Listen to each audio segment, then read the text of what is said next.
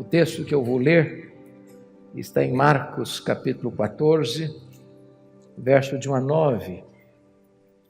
Eu peço que vocês abram comigo a Bíblia para acompanharem essa leitura.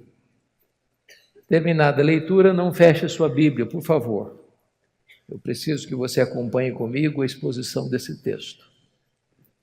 Marcos capítulo 14, de 1 a 9. O texto diz assim: Dali a 2 dias era Páscoa e a festa dos pães asmos. E os principais sacerdotes e os escribas procuravam como prenderiam Jesus à traição e o matariam, pois diziam: não durante a festa, para que não haja tumulto entre o povo. Estando Jesus em Betânia, reclinado à mesa em casa de Simão, o leproso, veio uma mulher trazendo um vaso de alabastro com preciosíssimo perfume de nardo puro. E quebrando o alabastro, derramou o bálsamo sobre a cabeça de Jesus. Indignaram-se alguns entre si e diziam: para que esse desperdício de bálsamo? Porque este perfume poderia ser vendido por mais de 300 denários e dar-se aos pobres. E murmuravam contra ela. Mas Jesus disse: deixai-a, por que a molestais? Ela praticou boa ação para comigo. Porque os pobres sempre os tendes convosco, e quando quiserdes podeis fazer-lhes bem, mas a mim nem sempre me tendes. Ela fez o que pôde, antecipou-se a ungir-me para a sepultura. Em verdade vos digo, onde for pregado em todo o mundo o evangelho, será também contado o que ela fez para a memória sua. Amém. O contexto desta passagem está meridianamente claro. Trata-se de 2 dias antes da Páscoa. E a Páscoa era a maior festa de Israel. Registrava o momento histórico da saída do Egito, depois de uma amarga e longa escravidão. A Páscoa era a alegria dos judeus e o terror dos romanos. Isso porque na Páscoa a população de Jerusalém quintuplicava e os romanos tinham medo de rebelião. Tanto é fato que nesse período da Páscoa toda a estrutura do governo de Pôncio Pilatos se transferia de Cesareia para Jerusalém. Até mesmo Herodes, tetrarca da Galileia, mudava sua residência oficial para Jerusalém. E diz a Bíblia que 2 dias antes da festa, os principais sacerdotes e os escribas mancomunavam, urdiam, conspiravam nos bastidores do poder eclesiástico em como prender Jesus à traição para matá-lo depois da festa. Mas o que é curioso é que Mateus, capítulo 26, registrando este mesmo episódio, diz que foi Jesus quem disse para os seus discípulos, 2 dias antes da Páscoa, que ele seria traído, que ele seria entregue nas mãos das autoridades para ser crucificado, para ser morto. Em outras palavras, quando os homens pensam que eles estão no controle, eles estão apenas cumprindo uma agenda que Deus já estabeleceu. Quem está no controle e tem as rédeas da história em suas mãos, não é o homem, é Deus. É curioso que, enquanto as autoridades maiores de Israel urdem, conspiram para matarem Jesus, bem próximo dali, na aldeia de Betânia, uma família prepara uma festa para Jesus. Jesus desperta esses sentimentos tão adversos, amado por uns, odiado por outros, adorado por uns, rechaçado por outros. Mas o curioso é que esta festa em Betânia acontece na casa de um homem chamado Simão, o leproso. Quem é esse Simão? Não sabemos. Se é o pai de Marta, Maria e Lázaro, Se é o marido de Marta, se é um amigo da família, não sabemos. O que sabemos é que Marta está servindo nesse jantar, que Lázaro recém-ressuscitado está à mesa com Jesus. Mas nos chama a atenção o fato de ele ser chamado de Simão, e vem logo um epíteto, um adjetivo, o leproso. A pergunta é: esse homem ainda era leproso? E a resposta óbvia é: claro que não. Se o fosse, não poderia receber ninguém em sua casa, nem mesmo estar em casa. Mas se ele não era mais leproso, por que o evangelista registra assim, Simão o leproso, e não Simão o ex-leproso? Para alertar-nos de um perigo existente ainda hoje, o perigo de rotular as pessoas, o perigo de carimbar gente, o perigo de impor uma tatuagem existencial na alma de alguém, porque rótulos ficam, mesmo quando eles não são mais oportunos. Quem estava doente foi curado, quem estava cativo foi liberto, mas o rótulo fica. Por isso, não rotule pessoas. É curioso que nesse jantar quem se destaca é uma mulher. Esse texto está registrado em Mateus 26, em Marcos 14, em Lucas 22, em João 12. Nos 3 evangelhos sinóticos, essa mulher é incógnita, nós não sabemos o nome dela. Porém, em João 12, essa mulher tem nome. Essa mulher é Maria, irmã de Marta e Lázaro. Talvez uma das personagens mais extraordinárias de todo o relato bíblico, porque esta mulher aparece apenas 3 vezes nos evangelhos, e as 3 vezes que ela aparece, ela está aos pés do Senhor Jesus. A primeira vez, em Lucas 10, ela está aos pés do Senhor Jesus para aprender, o que incomoda Marta, que chega a dizer: Senhor, não vais falar com a minha irmã para se mover, para se mexer, para me ajudar?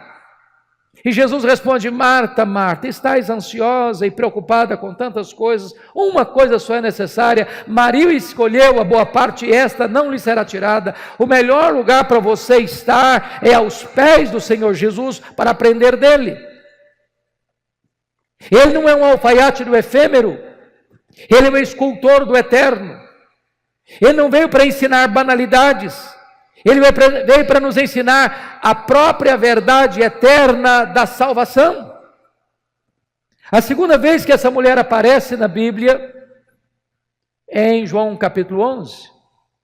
E ela mais uma vez está aos pés de Jesus, agora para chorar, para derramar diante do Senhor a sua dor, para encontrar nele refrigério e consolo para a angústia da sua alma. Não há melhor lugar para você estar, para buscar refrigério do céu e consolo de Deus, a não ser aos pés do Senhor Jesus.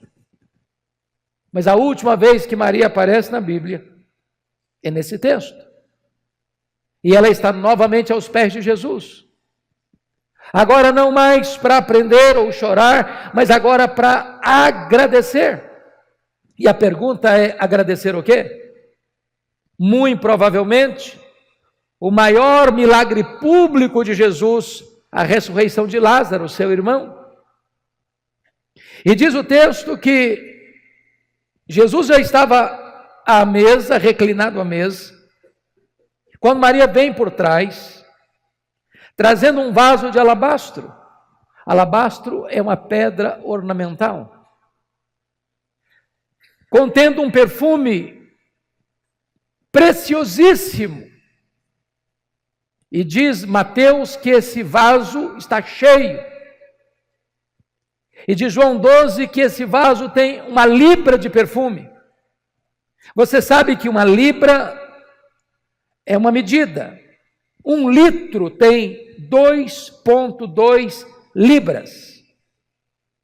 Logo, nós estamos falando de um vaso ornamental que tem aproximadamente meio litro, meio quilo de perfume.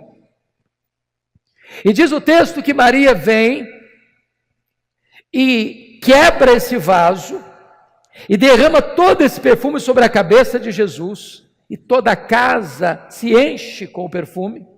Esse perfume escorre pelo corpo de Jesus. Ela solta os seus cabelos e enxuga os pés de Jesus com os seus cabelos. Isso provoca uma reação dos discípulos, dizendo: mas para que esse desperdício? Judas, que era o tesoureiro do grupo, diz: com esse perfume poderíamos ter 300 denários e dar aos pobres. E diz a Bíblia que desta maneira eles agridem essa mulher, eles criticam essa mulher, eles murmuram contra essa mulher, eles molestam esta mulher. E Jesus sai em defesa dela, dizendo: por que a molestais? Ela praticou boa ação para comigo. Os pobres sempre os tendes convosco, mas a mim nem sempre me tendes. Ela fez o que pôde. Ela antecipou-se para ungir-me para a sepultura. E em verdade vos digo, em todo mundo onde for pregado o Evangelho, será contado o que ela fez para a memória sua. Eu gostaria, portanto, à luz desta passagem, partilhar com vocês 8 atitudes de Maria. 8 atitudes de Maria, que nos mostram que Deus é o Deus Supremo, que no coração dela não tem outros ídolos, mas que o Senhor Jesus é a própria razão suprema da sua vida. Se você tem papel e caneta, sugiro você anotar. Isso porque já aprendi que o papel mais amarelo e a tinta mais fraca é mais fiel do que a memória mais prodigiosa. Então vamos observar esses 8 princípios que Maria nos ensina. Com a Bíblia aberta comigo, vejamos. Primeiro, olha o versículo 8, a parte B, está escrito assim: ela fez o que pôde. Você pode repetir essa frase comigo? Ela fez o que pôde. Sempre que leio isso, eu pergunto ao meu coração: eu estou fazendo para Jesus tudo o que eu posso? Porque às vezes nós fazemos, mas não fazemos de todo o coração. Às vezes fazemos relaxadamente. Às vezes fazemos com a motivação errada. Às vezes não fazemos de forma íntegra. Maria fez o que pôde. Você tem feito o que você pode para Jesus? Ele é o primeiro, Ele é o único. Ele tem um espaço absoluto no seu coração, na sua mente, na sua agenda, na sua casa. Ele é o centro da sua vida. Eu gosto muito da história da igreja. E gosto porque a história será nossa pedagoga, ou então nossa coveira. E me traz à mente agora o que aconteceu no dia 23 de setembro de 1723, às 11 horas da manhã, na Alemanha, quando um homem chamado Ludwig van Zinzendorf começa uma reunião de oração que durou 100 anos. E esse movimento foi um dos momentos mais importantes de reavivamento, de despertamento missionário na história da igreja. É o movimento conhecido como o movimento dos morávios. E na Alemanha, os morávios, mesmo sendo pobres na época, cada 19 moravianos sustentavam um missionário fora da Alemanha. Alguns deles, não tendo dinheiro para enviar para a obra missionária, vendiam-se como escravos para comprar passagem de ida, para investir o resto dos seus dias para levar a esperança do Evangelho aos povos mais distantes do mundo. Quando eu olho um exemplo desse, eu pergunto ao meu coração: eu estou fazendo o que eu posso? Pois Maria fez o que pôde. Segunda coisa que eu aprendo com Maria é que ela fez o seu melhor. Confira comigo o versículo 3. Ela está trazendo um perfume que os evangelhos chamam de preciosíssimo. Esse perfume foi feito de uma essência chamada nardo. E os evangelistas têm o cuidado de dizer que esta essência não era híbrida, misturada, mas nardo puro. Essa essência não se encontrava em Israel. Era caríssima e era raríssima. Só era encontrado na época nas cordilheiras do Himalaia, de um arbusto seco que era moído e transportado em lombos de camelos. Agora eu pergunto a você, se você tem um perfume caro, e eu acho que vocês têm, como é que vocês usam? Com muito cuidado, não? Só um pouquinho, em ocasiões especiais. Agora notem Maria, ela vem trazendo esse perfume, que tem aproximadamente meio litro, meio quilo, que foi avaliada em mais de 300 denários. Um denário era o salário de um trabalhador durante o dia todo. Portanto, estamos falando que cada grama desse perfume valia um dia de serviço. Cada gota desse perfume correspondia a um dia de trabalho. As economias de um ano. E ela não abre esse perfume. Ela não abre esse frasco. Ela quebra o vaso. Por que ela quebra o vaso? Porque ela está dizendo o seguinte: eu não quero que sobre nenhuma gota. Tudo que eu tenho, o melhor que eu tenho, vai estar a serviço de Jesus. Ela faz o seu melhor. A pergunta é: você tem feito o seu melhor para Jesus? Você tem colocado a serviço dele o melhor que você tem? Maria fez o seu melhor. Mas em terceiro lugar, à luz do versículo 3, Maria fez sacrificialmente. Talvez você pergunte, mas como uma moça pobre, de uma família pobre, vivendo numa aldeia pobre, de um território dominado por um império estrangeiro, e investe um ano de trabalho num frasco, num vaso de perfume? Esse perfume não se encontrava em nenhuma perfumaria da época.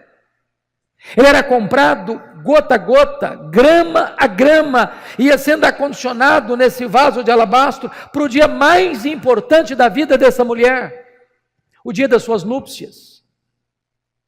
E ela pega aquilo que era tão importante para ela, que tinha tanto significado para ela, e coloca tudo isso a serviço de Jesus, porque ela não apenas faz o seu melhor, ela faz de forma sacrificial.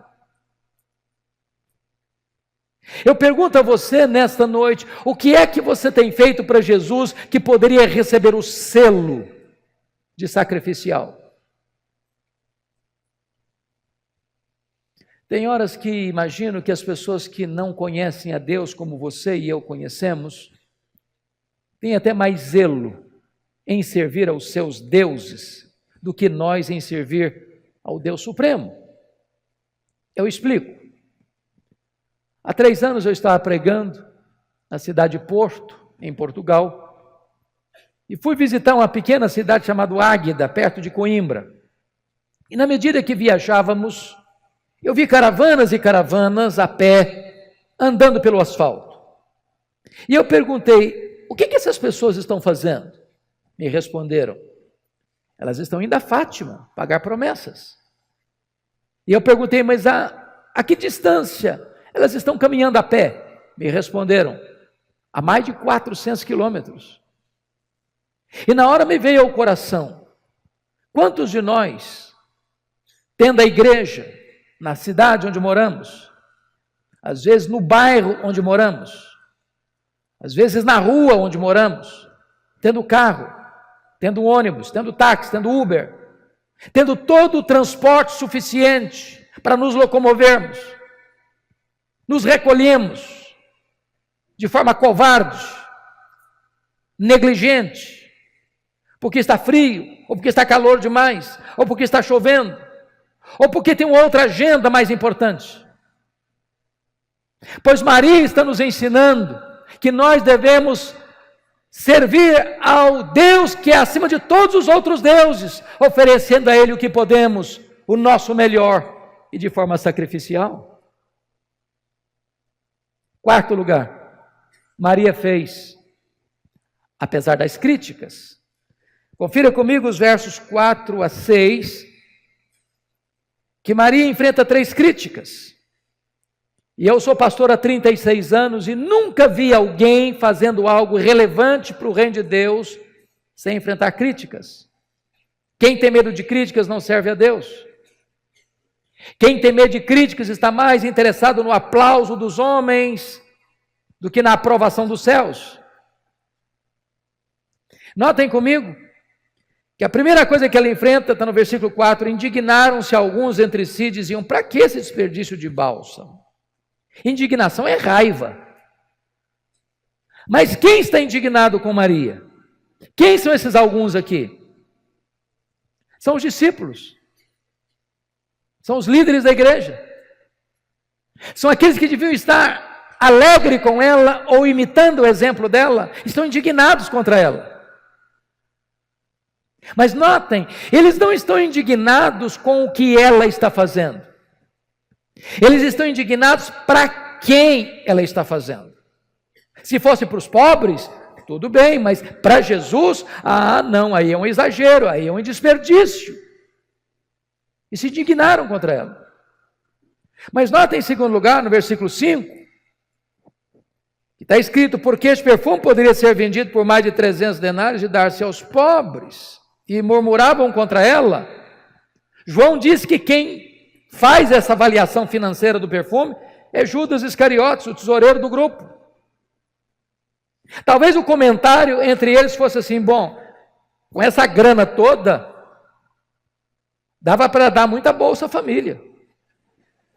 Dá para comprar muita cesta básica. Só que Judas era ladrão, era um falso filantropo. Ele ficou tão irritado com a atitude de Maria que ele sai dessa casa aqui, para entregar Jesus e vender Jesus ao sumo sacerdote. E diz o texto que murmuraram contra ela. Eu sei que hoje vocês são mulheres muito espirituais e que esse negócio de murmuração já não existe mais entre vocês. Mas eles não murmuraram só não, murmuraram contra ela. Terceiro lugar, terceira crítica, olha o versículo 6. Mas Jesus disse, deixai-a, por que a molestais? Ela praticou boa ação para comigo. Primeiro, indignação. Segundo, murmuração. Terceiro, molestação. Ô, gente, molestar hoje é crime, dá cadeia. Maria está sendo molestada.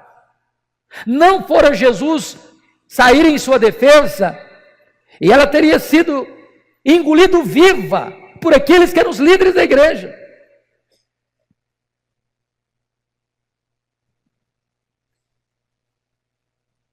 Você tem trabalhado para Jesus? As pessoas têm criticado você? Porque tem crente hipersensível, sabe? Crente cristal.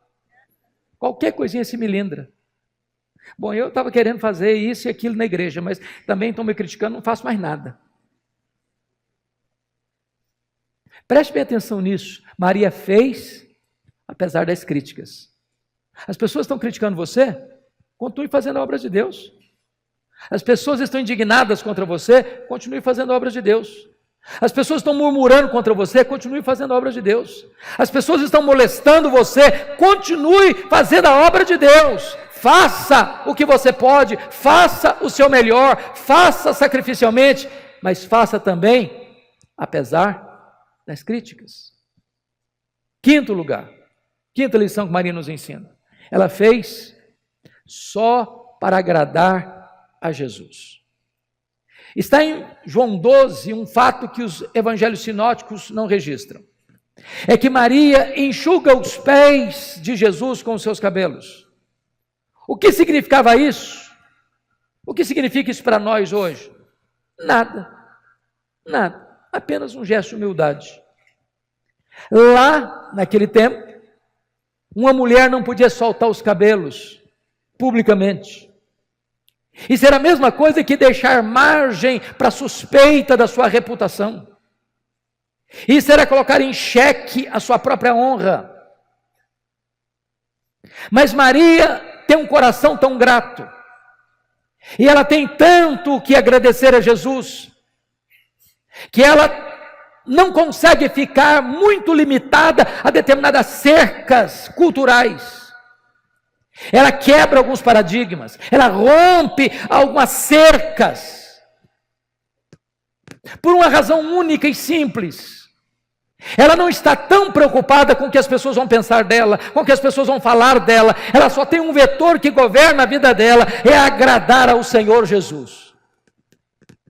Muitas vezes, minhas irmãs, nós somos muito sensíveis ao que as pessoas pensam, o que as pessoas acham, o que as pessoas falam. Nós ficamos mais preocupados em que as pessoas se agradem de nós do que em nós agradarmos a Jesus. Até na hora do culto. Você quer voluntária ou espontaneamente demonstrar seu gesto de adoração ou louvor, talvez levantando a mão, mas falei, bom, se eu levantar a mão aqui, outra pessoa ficar do meu lado, vai me olhar, vai achar que eu sou exagerado, vai achar que eu sou um piegas, vai achar que eu sou um descontrolado emocionalmente. Se você chora, as pessoas acham que você é um piegas. Se você não chora, você é durão demais, e você fica mais preocupado com o que as pessoas pensam do que em agradar a Jesus. Eu não estou dizendo que você e eu temos direito ou liberdade de desagradar as pessoas. O que eu estou lhe dizendo é que o vetor que deve governar a nossa vida é agradar unicamente ao Senhor Jesus. Que os homens se desagradem de nós, desde que nós agrademos a Jesus. Sexto princípio. Maria fez o que pôde. Maria fez seu melhor. Maria fez sacrificialmente. Maria fez, apesar das críticas, Maria fez só para agradar a Jesus. Mas em sexto lugar, Maria fez a pessoa certa. Confira comigo, versículos 6 e 7. Mas Jesus disse, deixai-a, por que a molestais? Ela praticou boa ação para comigo. Porque os pobres sempre os tendes convosco, e quando quiserdes podeis fazer-lhes bem, mas a mim nem sempre me tendes. Eu pergunto a vocês, será que Jesus está dizendo aqui que os pobres não são importantes? Que a causa dos pobres não é urgente? Que nós podemos deixar a assistência aos necessitados para depois? É isso que Jesus está ensinando? E a resposta é um sonoro não. Porém, é necessário entender que Jesus precisa vir primeiro. É necessário entender que Jesus tem a primazia. É necessário entender que ninguém é salvo porque ajuda os pobres. Ninguém vai para o céu porque dá cesta básica. Ninguém vai para o céu porque dá esmola. Ninguém vai para o céu porque enche a panela do faminto. Ajudar os necessitados não é a causa da salvação. Ajudar os necessitados é consequência da salvação. É resultado da salvação. Você não ajuda os pobres para ser salvo. Você ajuda os pobres porque você foi alcançado pela salvação gratuita mediante a fé em Cristo Jesus. Se nós não entendermos isso, meus irmãos, nós vamos anular a graça e substituir a cruz pelas boas obras. Uma igreja salva é uma igreja generosa. Alguém que alcançou o perdão livre pela graça é alguém que tem o coração aberto, as mãos abertas, o bolso aberto e pronto para ajudar os necessitados. Mas é muito importante entender, Jesus vem primeiro. Ela fez a pessoa certa. Sétimo lugar, Maria fez no tempo certo. Confira comigo o versículo 8, a parte B. Ela antecipou-se a ungir-me para a sepultura. É necessário entender bem esse ponto aqui. Deixa eu chamar a atenção de vocês para o texto de Lucas 8, quando Jesus estava fazendo o seu ministério itinerante pelas cidades da Galileia, e haviam 204 cidades pequenas, com cerca de 15 mil habitantes, na Galileia naquela época, e Jesus saía de cidade em cidade, aldeia em aldeia, pregando. E a Bíblia fala que algumas mulheres, e cita 3 pelo nome, e muitas outras, e eu não sei quantos são muitas outras, iam com Jesus, assistindo-o com seus bens. Agora pensem comigo. Se Jesus sair de cidade em cidade, de aldeia em aldeia,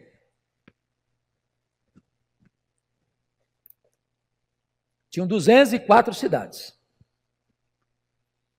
Se era Jesus e os 12 apóstolos, são 13 pessoas. Se estão 3 mulheres citadas pelo nome, 13 com 3, 16.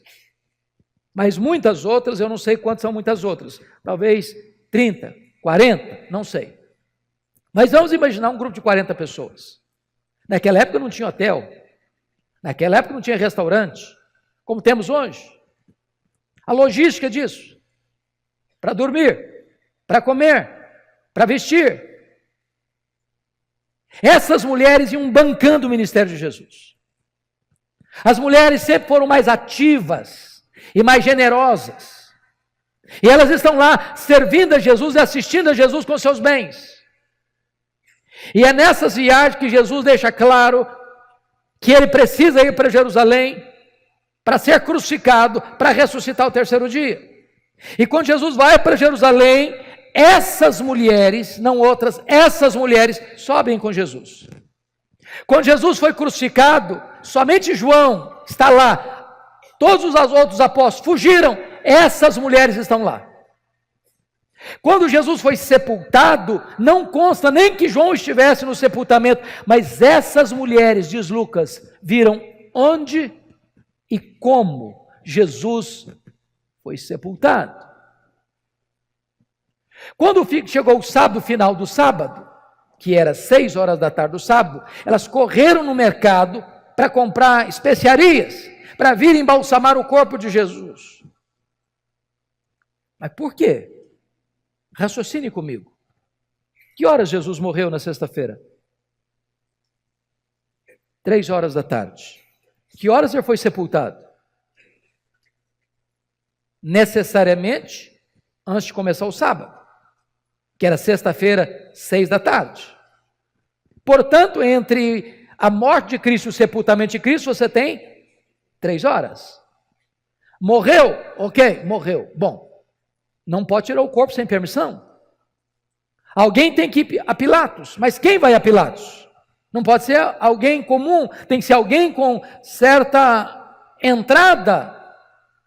Então, José de Arimateia se escolhe e se oferece para ir. Ele vai, chega e fala para Pilatos: olha, queremos tirar o corpo da cruz. Mas não, é muito cedo, não deu para morrer ainda. Vai lá, chama o comandante, traz o comandante aqui. Se ele falar que morreu, bom, então vai alguém lá, chama o comandante vem a Pilatos, morreu sim.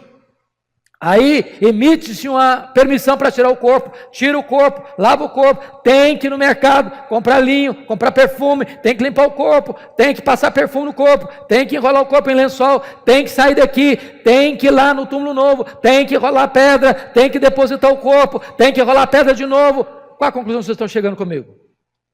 Muito pouco tempo.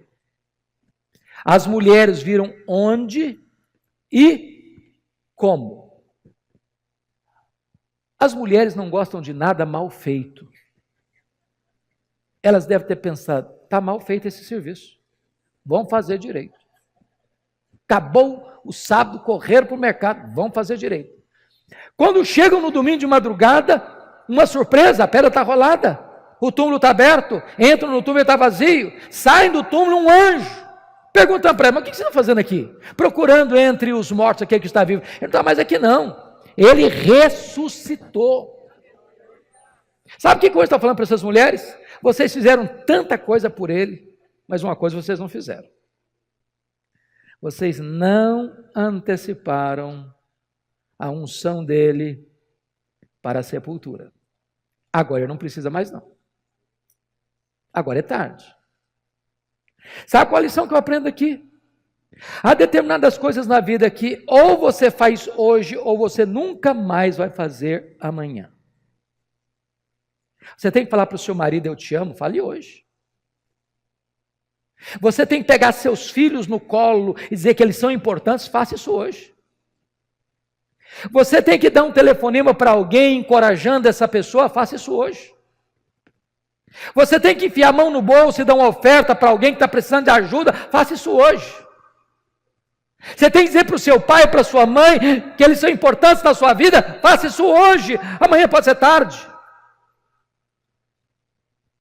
Uma das coisas que mais machucam ao meu coração, dentro da cultura brasileira, são os nossos funerais, por duas razões. Primeiro, eu nunca vi ninguém receber tanto elogio como defunto. Nunca vi.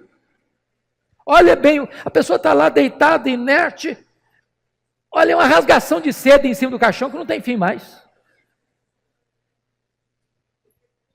Quando o jornalista Ricardo Boechat morreu recentemente, a televisão brasileira passou o dia inteiro fazendo elogio a ele. A pergunta é se ele escutou alguns desses elogios em vida. Se você tem que elogiar alguém, elogie em vida. Se você tem que homenagear alguém, homenageie em vida. Depois que morre não adianta mais. A segunda coisa que me choca nos nossos funerais é que defunto recebe mais flor do que vivo. Dá para entender isso? Dá para entender isso? Ô, gente, eu fui num funeral em Vitória, eu contei 86 coroas de flores. 86. Tiver que contratar um caminhão só para levar as flores. E eu fiquei do lado pensando, falei, coitado do defunto, meu Deus. Não consegue cheirar um botão de rosa, mas para que tanta flor para ele? Eu sei que os maridos de vocês são gente extremamente carinhosa, cavalheiros, né? Vocês sempre recebem flores, eu não tenho dúvidas disso. Agora, eu conheço alguns homens que são pão duro, sabe? Que nunca levam uma flor para a esposa. Aí no dia que a abençoada morre, ele vai na funerária, vai na floricultura, e diz, faça uma coroa grande, grande, e nem pede desconto. Nem pede desconto. Agora, você sabe por que os mortos recebem mais flores do que os vivos? É porque a voz do remorso é mais forte do que a voz da gratidão. Você tem que mandar flor para alguém, manda em vida. Maria fez no tempo certo. Pois bem, agora eu quero olhar o último princípio, a última coisa que Maria nos ensina. Vamos recordar os 7 primeiros? Primeiro, ela fez o que pôde. Segundo, ela fez seu melhor. Terceiro, ela fez sacrificialmente. Quarto, ela fez apesar das críticas. Quinto, ela fez só para agradar a Jesus. Sexto, ela fez a pessoa certa.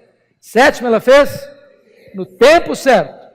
Oitavo e último lugar, ela fez com reflexos para a eternidade. Olha o versículo 9 comigo. Em verdade vos digo, onde for pregado em todo o mundo o evangelho, será também contado o que ela fez para a memória sua. Isso me impressiona muito, porque foi numa casa humilde, uma vila humilde, há quase 2000 anos.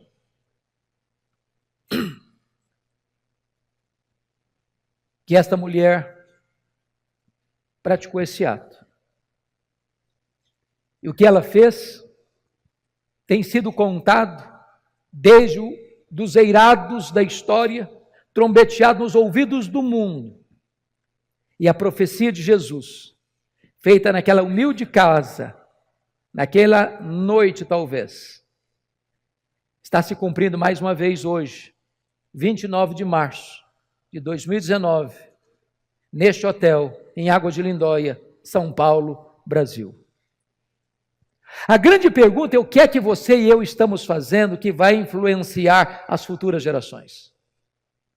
Vivemos numa sociedade egoísta, narcisista, que faz do seu prazer e do seu luxo e do seu conforto seus ídolos.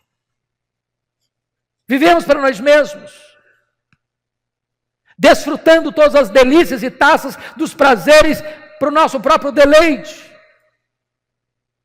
Vivemos apenas para nós. Maria está nos ensinando que é necessário fazer algo tão importante hoje, que isso vai reverberar nas futuras gerações. Eu pergunto a você, eu não sei se você pensa sobre isso, de vez em quando passa isso pela minha cabeça, pensando assim, meu Deus, se Jesus não voltar antes e eu morrer, depois de 50 anos, alguém for lá e limpar a poeira da lápide do meu túmulo, será que a minha história vai mexer com alguém? Será que ainda vai impactar alguém? Será que a forma de eu viver hoje, trabalhar hoje, vai influenciar as futuras gerações? Eu pergunto a você, que frase resumiria a sua vida, que estará gravada na lápide do seu túmulo? Quem é você? O que você está construindo para o futuro? Que marcas você vai deixar nas futuras gerações? Que legado você vai deixar? Um carro? Uma casa? Um apartamento? Um sítio? Dinheiro no banco? Isso é legado? Eu gostaria de concluir minha fala trazendo à memória esclarecida de vocês 2 exemplos. Um tirado da Bíblia, outro da história da igreja. O tirado da Bíblia é a história de um grande rei de Judá, o rei Ezequias. Diz a Bíblia que ele começou a reinar com 25 anos, que ele reinou 29 anos, que ele morreu, portanto, com 54 anos. A Bíblia diz que este homem foi um homem piedoso. Nunca ninguém foi semelhante a ele, nem antes nem depois. Que esse homem fez reformas espirituais importantes, porque seu pai era um idólatra. E ele promoveu não só a reforma, mas experimentou um grande reavivamento. Quando este homem estava com 39 anos de idade, no auge do seu governo, no auge da sua capacidade, no auge do seu vigor, ele enfrenta 2 graves problemas. Primeiro, o maior e mais poderoso império da época, o Império Assírio, cercou Jerusalém. E mandou um recado abusado para ele: renda-se, porque ninguém pode me resistir, nenhum Deus pode livrar você das minhas mãos. Se não bastasse esse cerco, esse entrincheiramento de um grande império, diz a Bíblia que ele fica doente, uma úlcera incurável. E Deus manda o profeta Isaías na casa dele com uma mensagem expressa: põe em ordem a tua casa, porque morrerás e não viverás.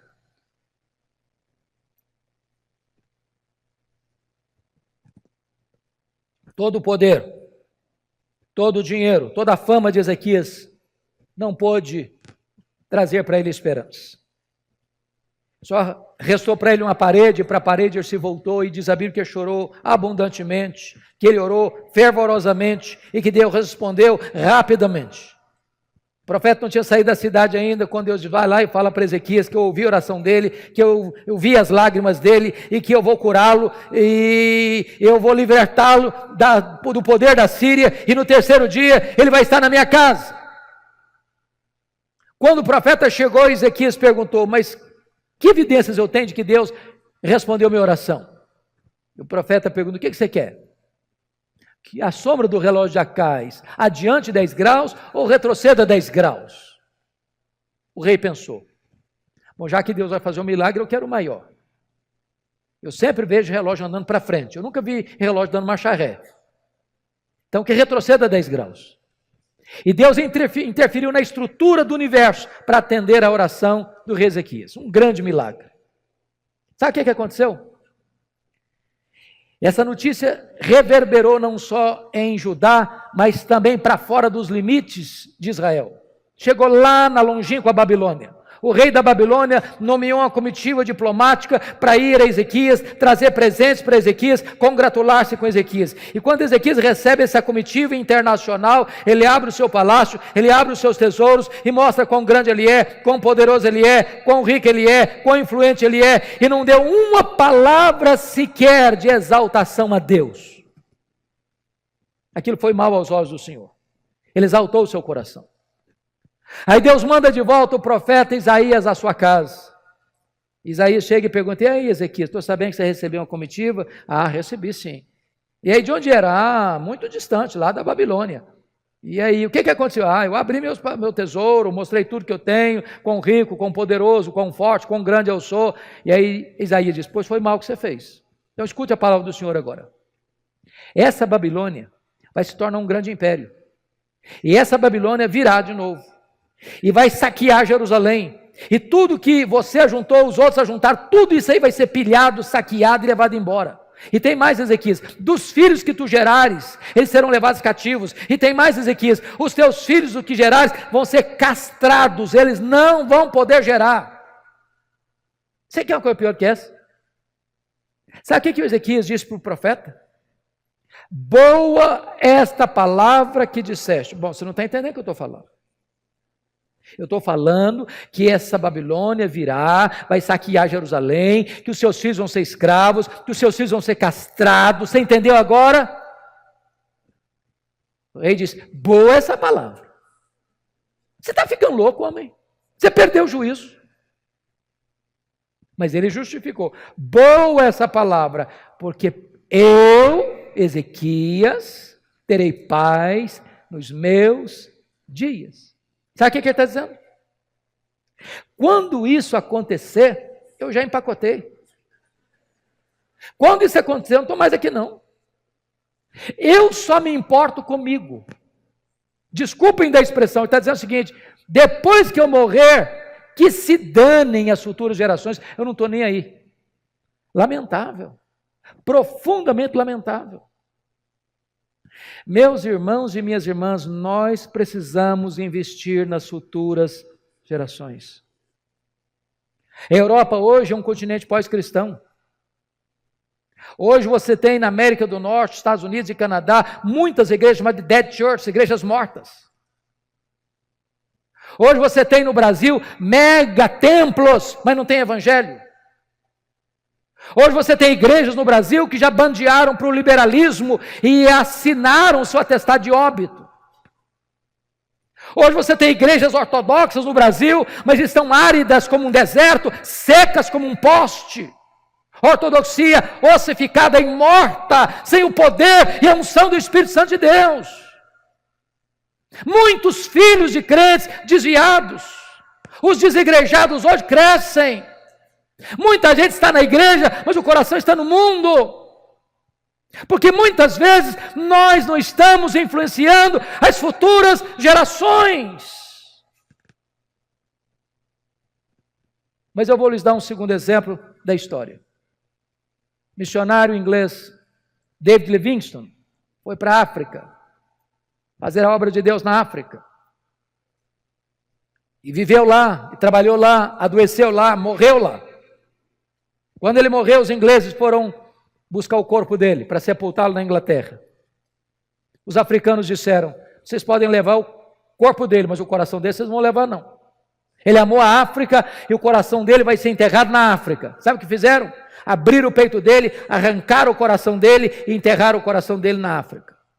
Levaram o corpo de David Livingstone e sepultaram-no na abadia de Westminster, onde estão sepultados os reis e os nobres da Inglaterra. O túmulo mais visitado na abadia de Westminster não é o túmulo dos reis e dos nobres, mas o túmulo de David Livingstone. Quando você vai a Malawi, lá tem uma catedral de chão batida e tem uma placa de bronze com os seguintes dizeres: para a glória de Deus e em memória de David Livingstone. Quando você vai à abadia de Westminster, tem uma plaquinha lá com os seguintes dizeres: para a glória de Deus e em memória de David Livingstone.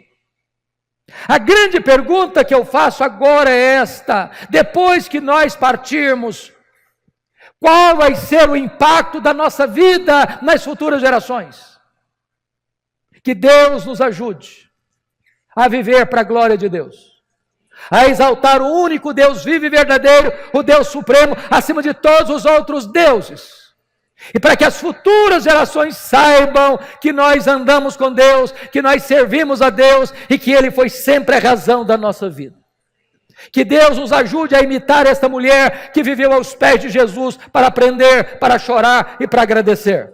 Fazendo o que pôde, fazendo o seu melhor, fazendo sacrificialmente, fazendo apesar das críticas, fazendo só para agradar a Jesus, fazendo a pessoa certa, fazendo no tempo certo, fazendo com reflexos para a eternidade. A Ele a honra, a Ele a glória, a Ele o louvor agora e pelos séculos eternos. Amém.